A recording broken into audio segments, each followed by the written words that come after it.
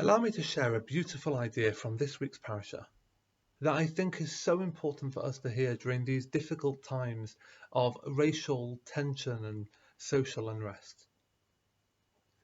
Vegetarianism and Judaism don't generally go very well together. And after the people complain yet again about their lack of meat, Moshe turns around to HaKadosh Baruch Hu and he says, I can't carry on leading the people by myself. And HaKadosh Baruch Hu instructs him to appoint 70 elders. Esvali shivim ish miziknei Yisrael asher yadata, appoint for me, gather for me 70 elders from the Jewish people. And HaKadosh Baruch Hu says, I will come down, I will speak, and I will transfer some of the nevuah that you have to them. They will also be prophets, and you will not carry this burden any longer by yourself. And the obvious question is, how does that solve the problem? The people are complaining about food, and we respond by appointing 70 elders. How's that going to help Moshe in his feeling of inadequacy? There's a beautiful medrash, Yalkut Shimoni, that teaches us that this was not just a plan B. This isn't just something to help Moshe out in his old age, but this was a momentous occasion. Says the Medrash, V'yoradati v'dabarti, HaKadosh Baruch Hu says, I will come down and I will speak.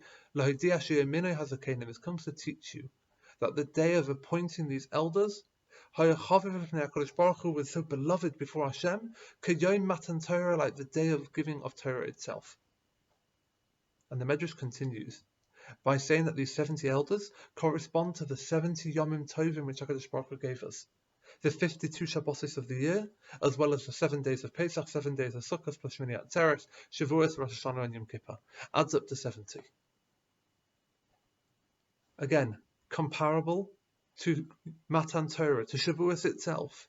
What does that mean? So Rashi famously tells us who these taskmasters were. Years earlier, Paroi, we'll remember, appointed these Jewish taskmasters to serve as capos, to be Jewish taskmasters. And they refused. They refused to beat their fellow Jews, choosing instead to take the beatings themselves. Very nice. They should be rewarded. But the obvious question is, how is this midah keneged midah? Of course, this was very noble of them to have acted in this way. Undoubtedly, they deserve a reward. But why this? Let's think about it. Who would Paroi appoint to be these capos? Paroi's looking around. He's got a job description here. He wants people who are going to beat other Jewish people into submission. Who is he going to pick? He's not exactly going to submit them to a faher, to a test on their Torah learning. He's not looking for the 70 greatest Talmidei Chachamim. And in fact, it's these shotrim, it's these police officers who challenge Moshe and Aaron and accuse them of having worsening the lot of the slaves. So let's ask ourselves, in what way are these 70 individuals qualified to be the representatives, the elders, the Nevi'im, the prophets of the Jewish people? The answer, to paraphrase a fridge magnet, is that nobody cares how much you know until they know how much you care. So Moshe cried out to HaKadosh Baruch Hu, saying, I can't do this. Did I give birth to them? Can I be their mother? I can't serve that role. And what's Hashem's response? Appoint the Shivim Zakenim, appoint the 70 elders. Why?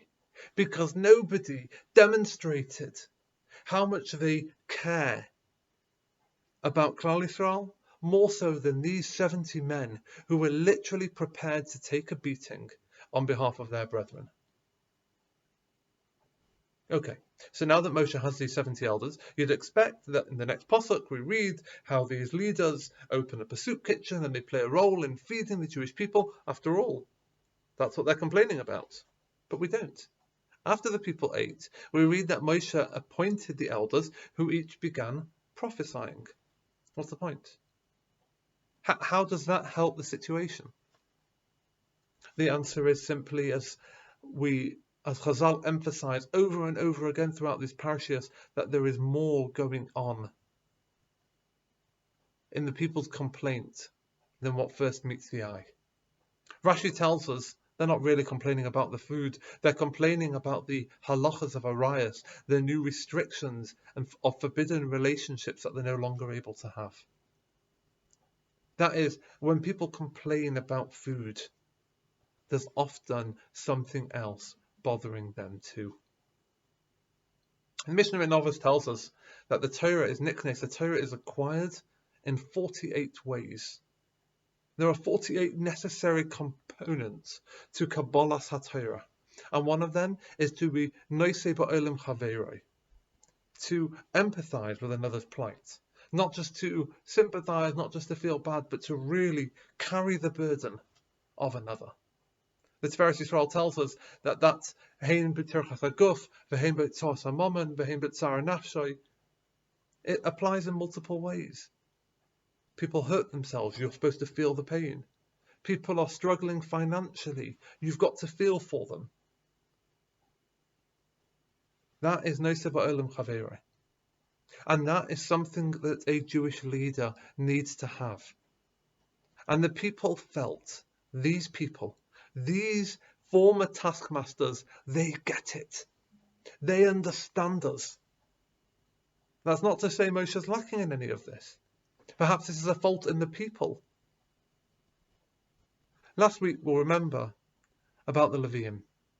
Gershon, Kehasim, Merari, the three families of the Leviim, of Shevet Levi, each have different roles, holy roles, in transporting various aspects of the Mishkan, the different Kalim, the different parts that made up the Mishkan.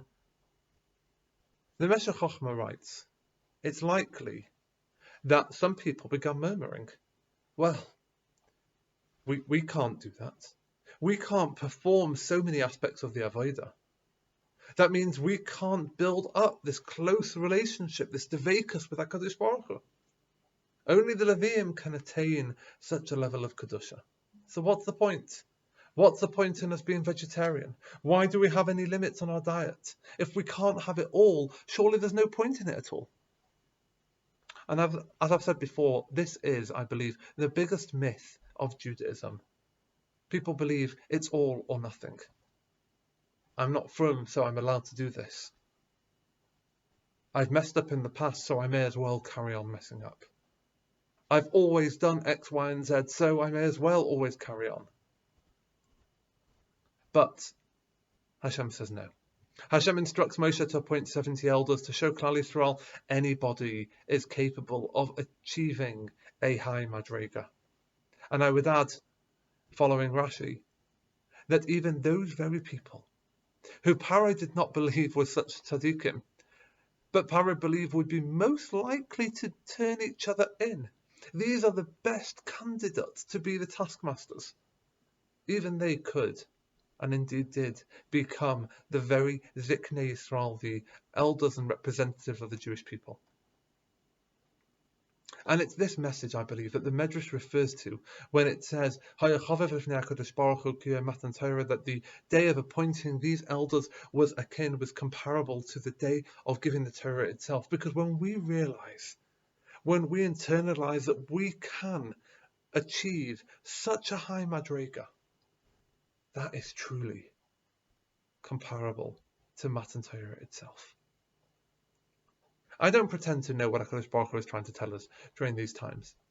But being both under lockdown and reading, seeing on the media all the racial tension and strife must remind us of this crucial midah, to be noisei ba'olam chaveroi. The path to greatness, and even to leadership, is by empathizing with others and being prepared to be moser nefesh on behalf of others. There is no shortage of opportunity to help other people in and beyond our community, especially during these times. If those people picked by Paro to be the taskmasters can become the Ziknei Yisrael, let's ask ourselves, what can we achieve? Have a wonderful Shabbos.